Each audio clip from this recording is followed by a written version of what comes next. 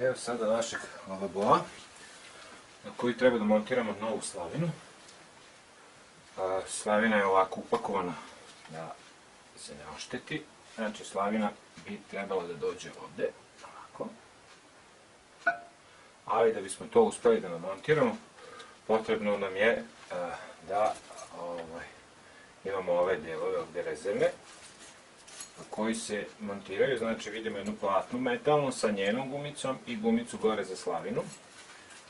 Ono što treba da znamo kao princip je da se nikada metal, ne pravi se tako da metal direktno dodiruje keramiku jer može doći do pucanja, nego uvek potrebno da bude neki dihtung, odnosno neka guma između metala i keramike. Znači, pored ove naše slavine, dobili smo ovakve, u kompletu ovakve cevi, koje se uvrću ove rupe ovde, vidimo, to je uvrć platne, evo ih, gumice, znači gumica je ovakva za ovu platnu koja ide sa donje strane da bi držala ovu slavinu.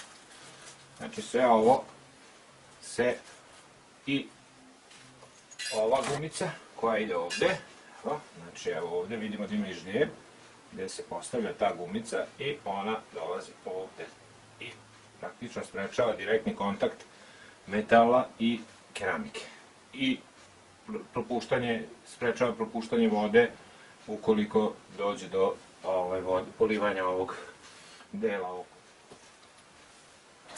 Preokrenuli smo ovaj naš lavabo i sada se pripremamo za dalju gradnju. Prvo što radimo, uvrćemo ove cevi koje smo dobili za ovu slavinu. Znači, njihovo mesto je ovde i uvrćemo ih ovako prvo ručno.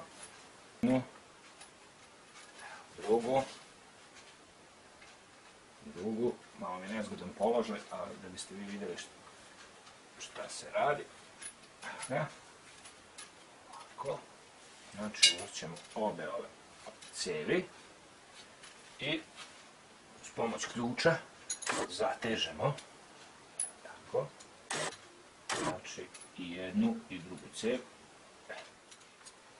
Završili smo sa pripremom ovih naših cevi. Znači, cevi smo zategnuli i pazimo da nam je ovde ova naša dihtung gumica ubačena, evo kao što je kod mene. I sada ćemo, podigao sam ovaj da vam pokažem lakše kako to izgleda sa unutrašnje strane. Sada ćemo sa one strane proturiti cevi sa ovom slavinom i onda ćemo da ih montiramo.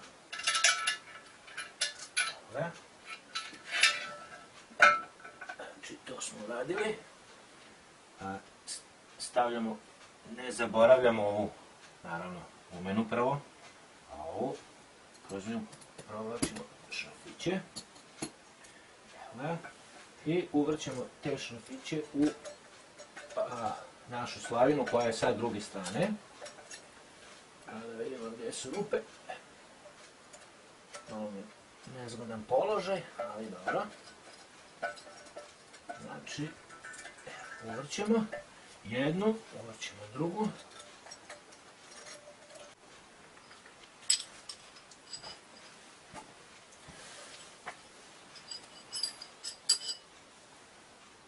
I sada, kada smo rukom, koliko možemo, maksimalno zategnuli ove šrafiće koji drže slavinu. Pritom vodimo brigu da slavina bude ravno postavljena.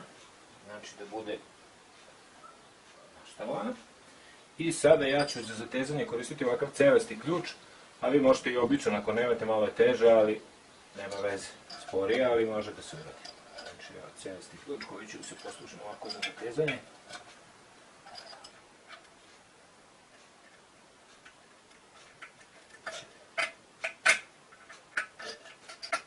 Znači postepeno jedno i drugo.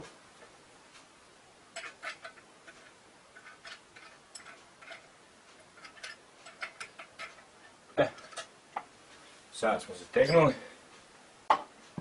i kada pogledamo ovdje nam se vide cevi koje ćemo montirati. Slavina je učvršćena, evo kako izgleda sa gornje strane, možda se vidi. Znači ona je spremna za upotrebu i lavabo je spreman za ugradnju na svoje mesto. Eto, to je sve.